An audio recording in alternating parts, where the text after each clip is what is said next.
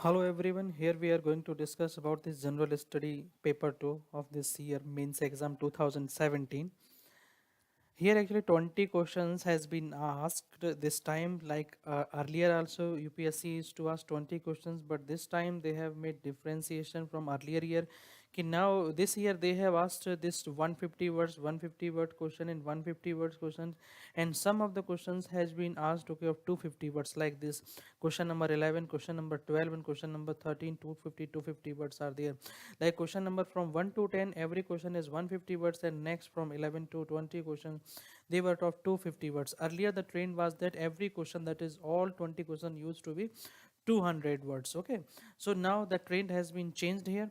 So suppose example, the question number 1 to 10, only 150 words you need to write. So in these questions you need to answer very specifically. Here you cannot write everything whatever you want to know, want to write over there. Only you need to be very specific in your answer, because 150 words is there, 150 words, because to write lengthy answer is very easy, to write short answer is always a very difficult thing. So that is the reason is here you also need to practice in such a way that your word limit always need to be maintained. If you are not maintaining this word limit, then definitely it will be very difficult to complete the question paper. So and one more thing, another thing that I have seen this, this year also again most of the questions here that has been asked in all are actually belongs to current affair. Somehow they are connected to the current affair, they were always in the news. So again, put lot of efforts in reading newspaper, specifically one or two newspaper. Don't try to read multiple newspapers. One or two newspaper is sufficient, and always try to revise on time. So here today we are going to discuss only first to 10 questions, and next video we will prepare from 11 to 20 question we are going to study. Like this question number 1, local self government system in India has not proved to be effective instrument of governance, critically examine. I already told you UPSC always loves criticism, so that is why here they are asking critically examine the statements and give your views to improve the situation. Means here you need to write in 150 words these things ki local self government in India has not proved to be effective instrument of governance.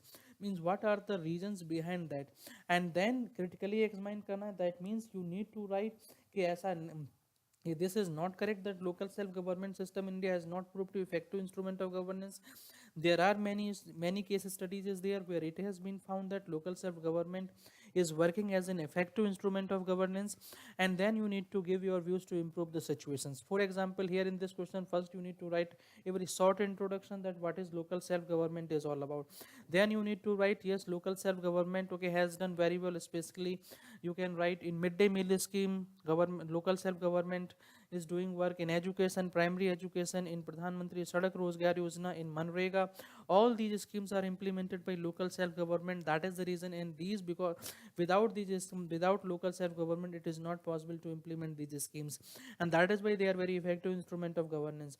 Now you need to write why they are not effective instrument of governance.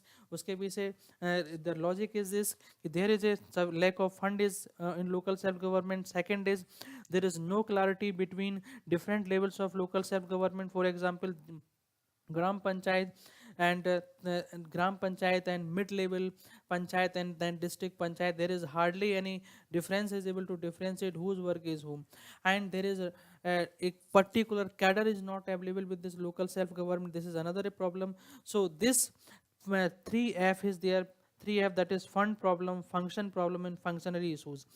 Functionaries means cadre is not available. Functions means proper function is not has been devolved to the local self government. Still many functions actually have with state government. State government is not decentralizing, and fund issue is also there, and that is the where actually we need to write give your views to improve the situation, since you know the reason. So now to improve the situation, what we need to do, first important thing is meeting should be very regular and that should be recorded. Second important thing, fund need to be available to this. So and finance commission need to take decisions here, and finance commission decision need to be accepted, okay, in any manner. Another important thing is, okay, functionary means they are not having their functionary, so that means a particular cadre need to be given to this local self government. The third important problem issue is especially function. That means government, central state government has not devolved enough function to the local self government. Without that they cannot work, that things need to be done. So this is enough to write in this question, local self government question. Now comes to second question. Again, say critically examine. So again, you need to critically examine the Supreme Court judgment of National Judicial Appointment Commission Act 2014 with reference to the appointment of judges of higher judiciary in India.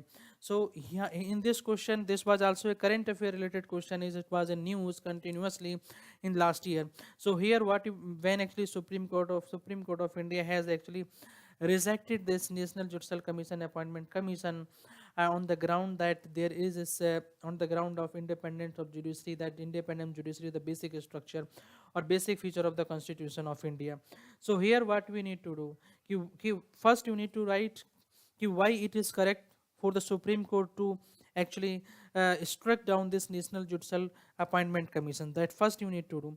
So what you need to write is, definitely there is a separation of power, and this National Judicial Appointment Commission, what was happening, there was the National Judicial Appointment Committee was there. In that committee, one member was law minister, and that is the reason there was no separation of power. Another important problem was independence of the judiciary is the basic structure, that was a problem. Another problem is the Supreme Court has prohibited the political parties, especially executive, to don't to interfere in this process of this, because reason is, earlier the problem was this, when appointment was in the hands of this executive, then executive used to put in this judges, or used to promote only those who used to favor this a government particularly, like Indira Gandhi government has done this. So that is why judiciary came with this collegium system. So now this was the fair thing, why Supreme Court has struck down this National Judicial Appointment Commission. Now you need to discuss why it is not a good thing, because you need to critically examine. Now you need to write, now okay, there is a lot of issues are happening, favoritism, allegations of favoritism, nepotism in judiciary. It is a complete opaque process is there, and that was the reason there is a requirement of one independent commission that is completely okay related with the appointment of judiciary, and you can provide your solution also. For example, like in USA, it is Senate that used to actually decide Senate, that is our Rajya Sabha, that used to decide in the this appointment of judges there in Supreme Court. Same system we can also here carry out in our India. So this type of solutions we can give in this answer, but only 150 words question is there. Definitely you need to write only specific, don't try to make long paragraphs here, only small points is enough. Next, third question is, it was also in news, like simultaneous election to the Lok Sabha and the State Assembly will limit the amount of time and money spent in electioneering, but it will reduce the government's accountability to people's discuss. So discuss karna here, discuss means whatever the statement has been given, you need to explore this statement. Means first you need to write why it is beneficial for this simultaneous election to Lok Sabha and State Assembly. For example, it will going to mean save the time, it going to save the money, and many of times okay, model code of conduct used to put. For example, right now the Gujarat election is going to happen, and Himachal Pradesh election going to happen, and because of that model code of conduct, neither central government nor state government can put lot of projects in these state. And always in India, okay, every year or next year election used to happen, because of that model code of conduct development process used to stop. So this thing will happen, this will stop after these simultaneous elections. Now next is, but it will reduce government's accountability to the people. Now how it will reduce government's accountability to the people, since now election will going to happen only every 5 years, means in Lok Sabha also and state assemblies also, and because of that people's now to wait only for 5 years, and then only they can vote or not. Another important, federal principles will going to hampered, because state government is completely different government, and the central government is completely different government, and both are going to fighting election at the same time. So another problem issue based, कि on the basis of which issue okay peoples are going to choose these governments. The thing is that our means Indian voters are not still so much okay literate so that they can differentiate between the issues between Lok Sabha, that is central level, and state level. So there is another problem of accountability will going to be reduced. So these are the issues you need to write in this third question. Now comes to fourth question. Fourth question is, how do pressure groups influence Indian political process? Do you agree with this view that informal pressure groups have emerged as powerful than formal pressure groups in recent years? This question was asked because of we have seen lot of means anti-reservation movements is going on. Lot of farmer groups are emerging, and they are actually influencing the policy process, political process, and policy making of the government of India and state government. Even though they are not formal pressure groups, they are informal pressure groups. We have seen lot of protests in around the India, across India. For example, in Haryana we have seen, in Gujarat we have seen, in Andhra Pradesh we have seen, and Madhya Pradesh we have seen Jal Abhiyan and this. So because of that, this question has been a very simple question, but easily we can call. First we need to define what is the pressure group. Like a pressure group refers to any interest groups that has members with common interest and these members making this. Now how do they influence Indian political process? First, in by representations, like providing mouthpiece for the groups and interests that are not adequately represented through the electoral process. For example, I have given some examples also. Same in policy formulations also, they provide this, like provides vital source of information and advice to the government and are regularly consulted. Now the next part was, do you agree with this view that informal pressure groups have emerged as powerful than formal pressure groups in the recent years? So definitely you need to know that definitely informal pressure group, the importance is that they put actually lot of trust on their leader, because they are informal pressure groups and they actually put lot of trust over the leader, and because of that, and they will be, because there is no issue of membership, that is why they used to be very large, and because of that, since they are very large and they are having weight, okay, and because of they are carrying this lot of weight, okay, in terms of electoral process, and that is why they used to push this government in political process very easily. Nowadays we have seen, but that is not correct always. Formal pressure groups always actually work behind the curtain, and that is the reason is they used to lobby with the government, and they, like example, different business groups, farmer groups, they used to work behind the scene, and that is why it looks okay like that they are not effective. But actual thing is, when it comes to policy outcome, it is the formal process, former pressure group, they actually are more actually having success compared to informal pressure groups.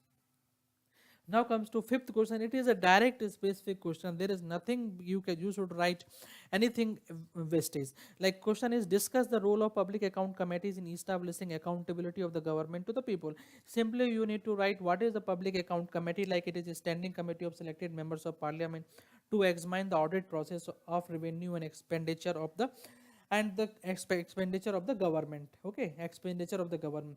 What is the composition? That things you can omit here. Role of public account committee, that you need to write. And then what are the challenges? Challenges वही है, lack of adequate funds and lack of strength to carry out all investigation, lack of technical expertise they are not having. It takes up any issue only when after has CAG has examined and submitted its report, and then some way forward how we can improve the public account committee so that it can make government more accountable. Actually thing is that it is not as able to make government accountable. Why it is not able to do that also we can put here. So that is the only enough thing is.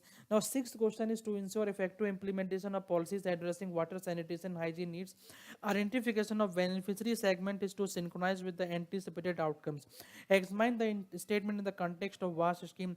This was very much in the news, especially MP government, Madhya Pradesh government has started this before eating or before eating we need to wash hands. So wash hand, the program was initiated in Madhya Pradesh. It was in news. UNICEF, okay, has started this program WAS. So WAS is the collective term for water, sanitation and hygiene. While each is separate field of work, each is dependent on the presence of other. For example, like without toilet, water sources becomes contaminated, and without clean water, basic hygiene practices are not possible. And that is why this WAS scheme was launched. Here actually the question is this: first you need to define what is all about this wash scheme, and then you need to ensure this why all the three, that is water, sanitation and hygiene, they are interdependent with each other. If water is contaminated, then hygiene cannot be maintained. If there is no sanitation, then good water we cannot maintain. So this is how we need to. So another important thing, identification of beneficiary and segment is to be synchronized with anticipated outcomes. For example, we have seen lot of things like toilet have been built by the government, okay, or panchayat, but problem is this, people are still not using those toilets. The thing is that we need to identify the beneficiary, and then we need to synchronize with the anticipated outcomes, whether those beneficiaries are able to take benefit of all these schemes or not. So that things we need to write over in these things. So that is the important of this question. And so this question may we can write examples. Without examples, definitely the question will not going to be completed. Again 150 words easily you can complete this. Next, seventh question, it is again a current affair question, especially because UPSC always asks one or two questions based on acts. So this was, does the rights of persons with disabilities Act 2016 ensure effective mechanism for empowerment and inclusion of the intended beneficiary in the society? Discuss. इसमें discuss करना है, only we need to know what is this all about act is. If so, first is why this act came, whether earlier act was available, whether earlier act was not good, and this act, what the good things or new things actually have been brought by this act. So here important critical line is mechanism for empowerment and inclusion of the intended beneficiary in the society, means whether this act able to lead to empowerment and inclusion or not. So first we need to like the new law repeal the old Disability Act and usher the Indian disability movement into a new age, where disability itself will be defined based on an evolving and dynamic concept. Now how it will lead to more inclusion and empowerment, that things. Yeah, how it is going to be more empowerment. For this we can write this: it will increase the number of recognized disabilities from 7 to 21. So inclusion will automatically increase because it increases the number of recognized disabilities, inclusion will increase. It lays down provision to allow the central government to notify any other conditions as disability, again it will lead to inclusion. Next is the bill sets the government a 2-year deadline to ensure persons with disability get barrier free access to all kinds of physical infrastructure and transport system. Again inclusion will increase because whatever the barrier was there, that barrier will be removed.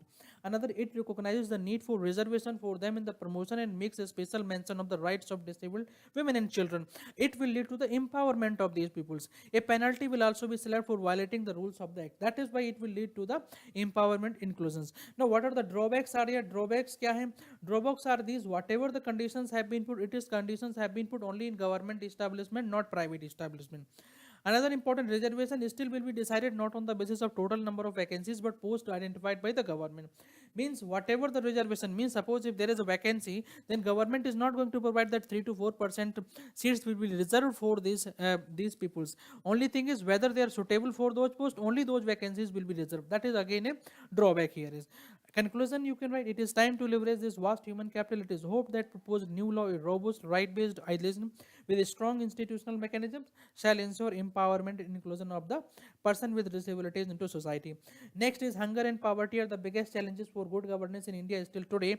Evaluate how far successes government have progressed in dealing with the humongous problem. Suggest measures for improvement. See, only 150 words may they are asking answers, but see the question itself carrying more than 50 words. This was also a news always, like example this question you can start like this: recently global hunger has released the global hunger index, where India is ranked poorly among 118 countries. If you are know the rank, you can put rank like 97th. Now you know to write what are the various schemes have been means started by government, like Suraj Rozgar Yojana, work for food, ICDS, and this midday meal scheme, Manrega, zero hunger program, breastfeeding program, all these things. Now what government is still, okay, there is the hunger is there, so why there is hunger is, and why, how government can improve this. So how government can improve this, like there is a need to spend more money on health, education and social sector. Like in the GDP lead growth, there is a need to take care of right kind of policy which will benefit provide states with incentive and distribution equity. Attention to agriculture is the need of the hour, because the agriculture is not performing well, there is investment is very low, and 50% of population is still actually depend on agriculture. That is why if we are able to give attention to agriculture, automatically hunger and poverty, because if poverty is decreased, then hunger automatically will going to decrease. And India, even globally, is confronting more of natural calamities in the backdrop of climate change. India should be better prepared for these, because of the global natural calamities. Every year, a lot of people, so okay, millions of people used to go into the below poverty line, and since they are going below poverty line, because of that, what issue happens again? Hunger will start. Another problem is government need to put attention in the this not this abhi kya, whatever the government growth is happening from after 1991, it is actually jobless growth. So government need to put lot of good policies that improve job lead growth. Next question, ninth. China is using its economic relations with positive trade surpluses tools to develop potential military power status in Asia. In the light of this statement, discuss its impact on India as a neighbor. So we already know that China is having lot of this sovereign China's some sovereign exchequer is very good. Because of this, China's trade is always in surplus, and whatever the money China is earning, China is using this. We call that check diplomacy. Check diplomacy. China used to give check to every other countries, so that China can buy these countries in their own favor. So how this is going to be impact over India in its relationship? Definitely, like we have seen in case of China, in case of Pakistan, in case of Nepal, even in case of Sri Lanka, we have seen that China is actually putting lot of money in the infrastructural development in these countries, like Hambantota in case of Sri Lanka, like in case Chetgaon airport in case of this your Bangladesh Sitwe airport in case of this, and then आपका Gwadar port is there. Okay, like Karachi port is there, Karachi port. So again, in these cases, all we can put that how China is actually encircling India, and definitely, and it is going to affect India's relationship, with China and other countries because of these regions. So we have to put it.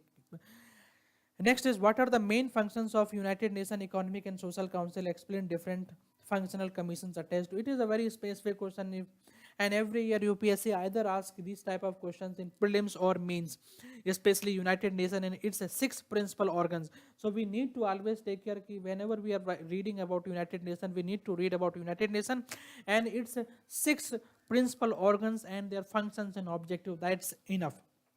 Like this Economic and Social Council is the United Nations central platform for reflection, debate, and innovative thinking on sustainable development, and it is responsible for coordinating the economic, social, and related work of 15 United Nations specialized agencies, their functional commissions, and 5 regional commissions. Now, it engages a wide variety of stakeholders, policymakers, parliamentary, academic, and this non-governmental organization and this. What is the functional commissions are there? Definitely, we need to know United Nations Commission for Social Development, United Nations Commission on Human Rights, commissions on crime prevention and criminal justice, and commissions on science and technology for development, and commissions on this sustainable development, and United Nations Commission on status of women. These are the commission. Definitely it is not possible for everyone to remember these things. That is the reason is there is always one or two question will be in exam that you will not going to know everything about that.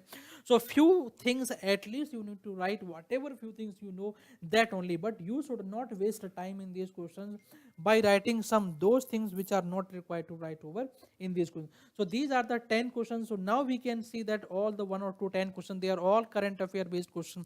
That is why whenever we are putting news articles and where we are giving some 1 or 2 mains related questions, always try to solve these questions. Don't skip those questions, because ultimately in mains exam these questions will be asked somehow directly or indirectly. So rest of the question from 11 to 20 we will discuss in our next lecture, next part. So we are going to end this here.